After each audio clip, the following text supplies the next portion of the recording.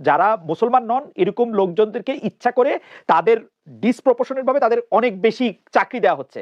কিন্তু আমি কিন্তু আসলে দেখতে চেয়েছিলাম যে বাংলাদেশে কতজন থানার ওসি আসলে হিন্দু ধর্মাবলম্বী না আছেন না বা না না অমুসলমান থানা আছেন। ধরি না, তাহলে তাহলে আমি আপনাকে একটা অফার দিচ্ছি, ঠিক আছে? জি আপনি যদি জি দেখতেই চান, ধরেন এই হুম, জিনিসটা আপনি তুলেছেন, আমি কোথাও নিজে থেকে তুলি না, জি তাহলে আপনি একটা কাজ করেন না, ডয়েটসে ভ্যালি থেকে আপনি একটা স্টাডি করান জি যে ঢাকা শহরে, চিটাগাঙে, খুলনাতে, রাজশাহীতে, আমি আপনাকে পোস্টিং এর ক্ষেত্রে বলছি, সেখানে আপনি জি একটা স্টাডি করে বলেন যে কিছু মানুষ যেটা মনে করে এটা ভুল, এটা বের ঢাকা হয়ে আসুক না। ঠিক কারণ আছে, ঢাকা, চিটাগাং, রাজশাহী, খুলনাতে যে আপনার আপনার জি হাইপোথিসিসটা কি প্রফেসর নারায়ণগঞ্জ আজিজুল, আমাকে একটু বলতে। এবং নারায়ণগঞ্জ প্রফেসর আমার হাইপোথিস না রে ভাই, আমি এগুলি নিয়ে বদার না, আমার কথা হচ্ছে আমি কিছু মানুষকে জি বলতে শুনি যে জি এই সমস্ত জায়গায় যেখানে আপনার মানে ইয়েটা রিক্রুটমেন্টটা, যেখানে পোস্টিংটা খুবই ফিনান্সিয়ালি এবং ক্ষমতার দিক থেকে অত্যন্ত ওকে গুরুত্বপূর্ণ, সেখানে সেখানে ডিসপ্রপোর্শনাল নাম্বার আছে, কিন্তু আমি এটা জানি না সত্যি নাকি। 50% আপনি আছে। আপনি কি বললাম, আমি আমি আমি আমি আপনি দেখতে তো চেষ্টা করব, না না, আমি তো 50% আছে। 50% বলি না, আমি বলছি নো, আমি বলেছি ডিসপ্রপোর্শনেটলি বেশি আছে, আচ্ছা এরকম কথা আমি শুনেছি। ওকে আপনি যদি মনে হয়, আপনি বলেছেন আপনি শুনেছেন, আপনার একটা স্টাডি করেন, এটা সংবাদপত্রের না দায়িত্ব। যদি এবং এই আমি স্টাডিকে আপনি যদি একটা ধারণাকে কনফ্রন্ট করতে চান, এখন রাইট আমার পক্ষে তো এই স্টাডি করা সম্ভব না। ওকে আপনি নিজেও বলেছেন আপনি অনেকের মুখে শুনেছেন। আমি আমি যাদের মুখে শুনেছি তারা আসলে মানে বেশিরভাগই হচ্ছে যে যারা ভারতের বিপক্ষে যাদের একটা সরাসরি অবস্থান আছে বা হতে পারে।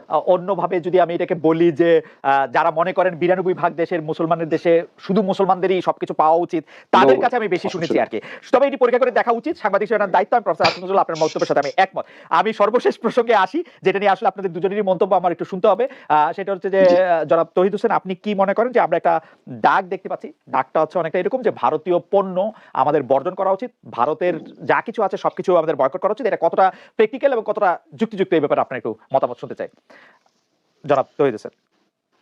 দেখুন, ভারত থেকে যে আমাদের ব্যবসায়ীরা জিনিসপত্র নিয়ে আসেন, এটা কিন্তু তারা ভারতের প্রতি ভালোবাসা থেকে করেন। তারা এখানে ব্যবসা করার জন্য তাদের জন্য সুবিধাজনক, এই কারণে তারা এই কাজটি করেন।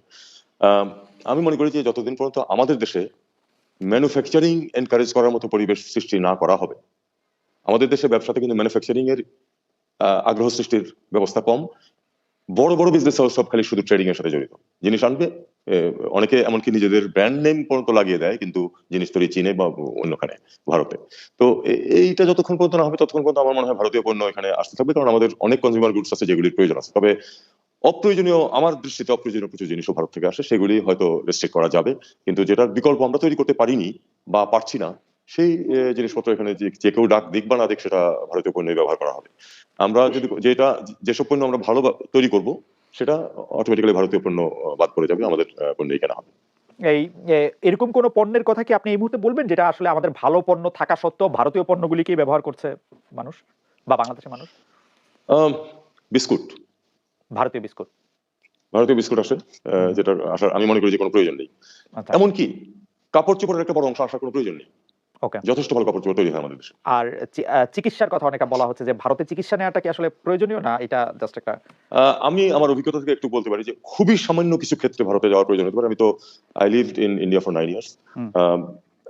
দিল্লিতে যখন আমি ছিলাম, সেটা 80-র দশকে, তখনও বাংলাদেশে ভালো হসপিটাল ডেভেলপ করেনি তখন।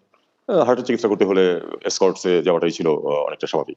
কিন্তু এখন আজকে কেন মানুষ ভারতে যায় আমি কোনো কারণ খুঁজে পাই না। কলকাতায় আমি ছিলাম, কলকাতার চিকিৎসা কোনো দিক থেকে, শুধু একটি জিনিস, কলকাতার ডাক্তার একটু মিষ্টি করে কথা বলেন, এছাড়া আর কোনো কারণ নেই কলকাতায় বাংলাদেশ থেকে চিকিৎসার জন্য যাওয়ার। বাংলাদেশে চিকিৎসা এট পার অথবা বেটার।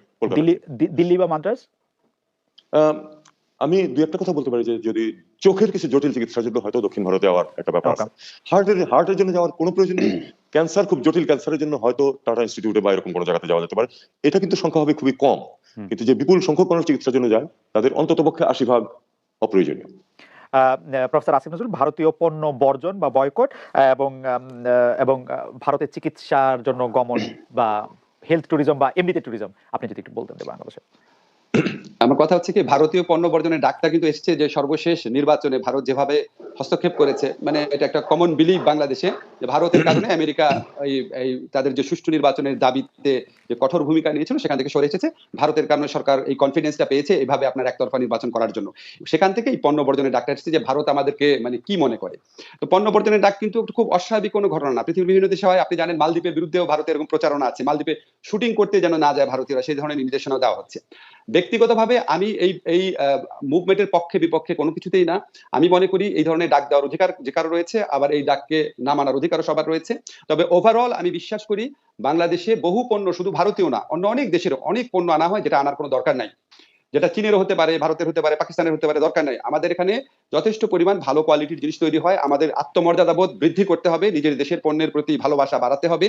ভারতীয় একটা পণ্য আমি মনে করি অবশ্যই বর্জন করা উচিত, সেটা হচ্ছে ভারতের যে বস্তা পচা আপনার কিছু চ্যানেলে আপনার সারাক্ষণ নাটক দেখায়, যেই নাটকগুলাতে পরকীয়া সম্পর্ক, অনৈতিকতা, অপরাধ প্রবণতা, অস্বাভাবিকতার প্রচার হয় এবং অত্যন্ত মানে মানে ধর্মীয় মৌলবাদ কাকে বলে মানে আপনি বিশ্বাস করতে পারেন না, কথায় কথায় আপনি যদি দেখেন আপনি, ধর্মীয় মৌলবাদ তা মানে আমার মতে ধর্মীয় মৌলবাদ মানে তো হিন্দু ধর্মের ওদের মৌলবাদ।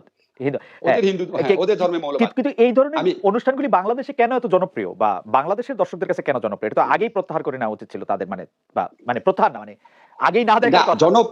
জনপ্রিয় তো ধর্মীয় মৌলবাদের প্রচারের কারণ না। জনপ্রিয় হচ্ছে, আপনি জানেন, আপনার মনে আছে ছোটবেলায় আমরা খুব ড্যালাস দেখতাম, ফ্যামিলি ড্রামা গুলা খুব বেশি হয়, এ ওরে মারে, ওর সাথে প্রেম করে, ওর সাথে এটা করে। এখন Okay. আমাদের একটা অবরুদ্ধ সমাজ। এখানে আমি একটু বলি, এখানে দেশীয় নাটকে অনেক কিছু দেখানো যায় না, কিন্তু ভারতীয় নাটকে অবলীলায় দেখাচ্ছে, ওর সাথে ওর প্রেম, অসম্ভব সব প্রেম কাহিনী দেখায়। আমি আগ্রহ নিয়ে এখানে কি দেখায়, আমি 2-3টা পর্ব দেখে আমার মনে হচ্ছে মাই গড, এটা বাংলাদেশে কোন পরিচালক বানালে বোধহয় আমরা জীবনেও সেন্সর পাবে না। আমি এটা এটা আমি মনে করি, মানে আমার যদি বিদেশি টিভি দেখতে হয়, আমি বিবিসি দেখবো, আমি আপনার উন্নত দেশের মিডিয়া দেখবো, যেখান থেকে আমার কাছে শিক্ষণীয় কিছু আছে। আচ্ছা, আপনি শিক্ষণীয় কিছুর কথা আচ্ছা, বলছেন। আরেকটা কথা বলে দিই, আমি ভারতীয় নিউজ প্রচারে আমার কোনো বাধা থাকার কথা না। আমি সস্তা প্রচার, বস্তা প্রচার, ড্রামাগুলো এগুলি কথা বলছি। আচ্ছা, আচ্ছা, ভারতীয় নিউজ দেখে কোনো বাধা নেই। কিন্তু আমি একটু আপনার কথা থেকে নিয়ে একটু জনাব তৌহিদ হোসেনের একটু মন্তব্য আমার শুনতেই হবে। জনাব তৌহিদ হোসেন, আপনি কি এই ব্যাপারটার সাথে, আসিফ নজরুল বললেন যে এটার সাথে একটা প্রচল ভাবনা এরকম আছে যে ভারতের কারণে যুক্তরাষ্ট্র তার শক্ত অবস্থা থেকে সরে আসছে, ভারতের কারণে বাংলাদেশ একটা একতরফা নির্বাচন করতে পেরেছে। এটার সাথে আপনি কতটা একমত? মানে ভারতের কারণে যুক্তরাষ্ট্র তার অবস্থান থেকে সরে এসেছে, মানে এজ ইফ যুক্তরাষ্ট্র ভারতের অবস্থাটা জানতো না আগে।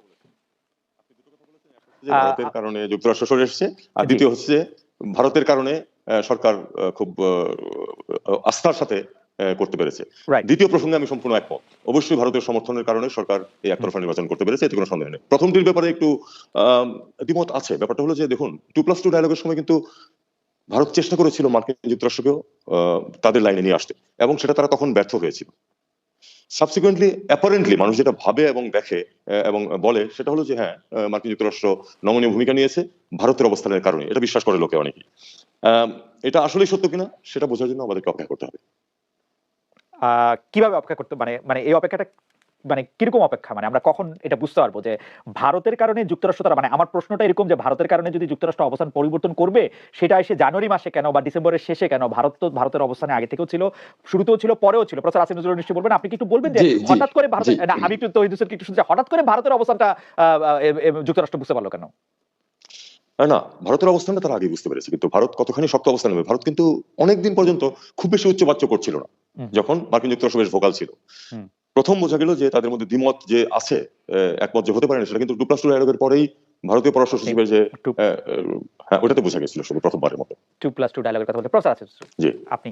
জি, আমার কাছে মনে হয় কি, আপনি খেয়াল করে দেখবেন, ভারত কিন্তু তৌহিদ ভাইয়ের সাথে আমি সম্পূর্ণ একমত। ভারত কিন্তু খুব স্পষ্ট একটা পজিশন নেয় নাই, এটা নিয়েছে শেষের দিকে, এবং এটা নিয়েছে যখন বাংলাদেশের আওয়ামী লীগ এবং সরকারের বিভিন্ন লোকজন যখন ভারতে যাওয়া শুরু করে, সরাসরি ভাবে ভারতের হেল্প চাওয়া শুরু করে, তারপরে এমনকি আমাদের জিএম কাদের সাহেব যেমন